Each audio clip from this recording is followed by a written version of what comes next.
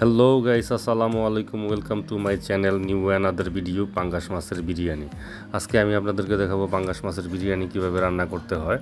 তো আপনারা দেখতে পাচ্ছেন যে প্রথমে একটা পাঙ্গাস মাছ নিতে হবে। পাঙ্গাস মাছ কেটে টুকরো টুকরো করে নিতে হবে।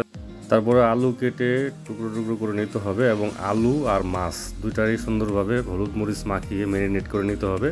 তো আমি নিয়েছি। তো আপনারা আমি সকল প্রকারের মশলাও একসাথে নিয়ে নিয়েছি, যেহেতু আমি আসলে প্রফেশনাল কোনো কন্টেন্ট ক্রিয়েটর না, এই জন্য আমি আসলে ওরকম পার্ট বাই পার্ট সাজায় ভিডিও করতে পারি না। তো যাই হোক, এর মধ্যে আমি চাল টাল ধুয়ে সব কিছু কমপ্লিট করে টেবিলে রেখেছি এবং পর্যায়ক্রমে সব কিছু এভাবে নিয়েছি।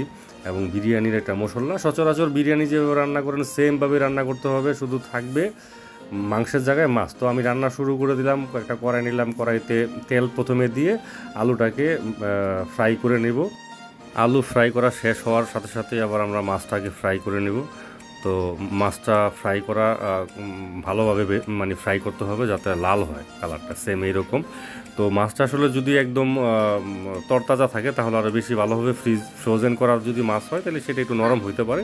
তো সমস্যা নাই, মাছ এবং আলু ফ্রাই হলে ঠিক একটা বাটিতে তুলে রাখতে হবে। এর পরবর্তীতে বিরিয়ানির কার্যক্রম শুরু করতে হবে।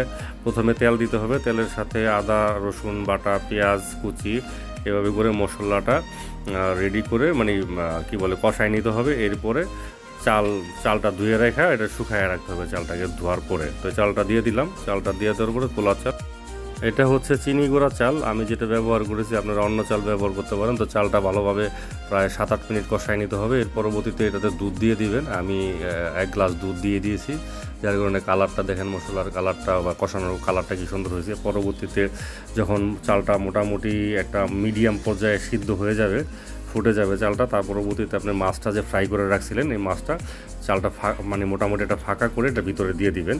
এরপরে ঢাইকা দিয়ে মোটামুটি একটা দমে দিয়ে দিতে হবে। দমে দিয়ে দিলে ভিতরে মাছটা আরও একটা সিদ্ধ হয়ে যাবে। এর পরবর্তীতে আপনার পছন্দের খাবার পাঙ্গাসের বিরিয়ানি প্রস্তুত হয়ে যাবে ইনশাল্লাহ। খুব মজাদার খাবার এবং অনেক মজাদার রান্না।